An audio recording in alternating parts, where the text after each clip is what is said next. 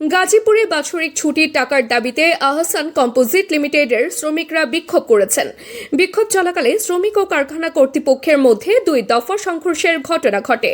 এতে নারী সহ অন্তত 30 জন আহত হয়েছেন।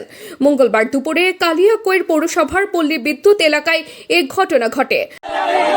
শ্রমিকরা জানান, গত বছরের বাৎসরিক ছুটির টাকা সময় মতো পরিশোধ করার কথা থাকলেও কর্তৃপক্ষ দীর্ঘদিন ধরে গড়িমসি করছে।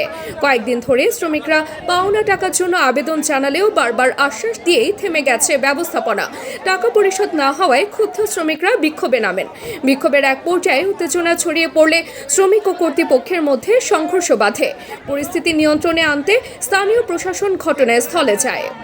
অন্যদিকে 2008-2009 অর্থ বছর থেকে 2025-2026 অর্থ বছর পর্যন্ত তৎকালীন সরকার মোট 85.993 বিলিয়ন মার্কিন ডলারের সমপরিমাণ বৈদেশিক ঋণ নিয়েছে।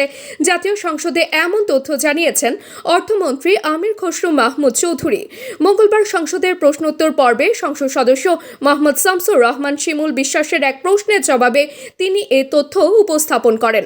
অর্থমন্ত্রী জানান, একই সময়ে 22 বিলিয়ন মার্কিন ডলারের সমপরিমাণ ঋণের আসল এবং 8.6 বিলিয়ন ডলার সুদ পরিশোধ করা হয়েছে।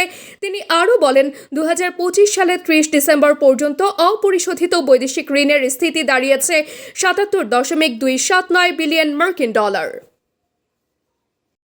ধন্যবাদ মাননীয় স্পিকার।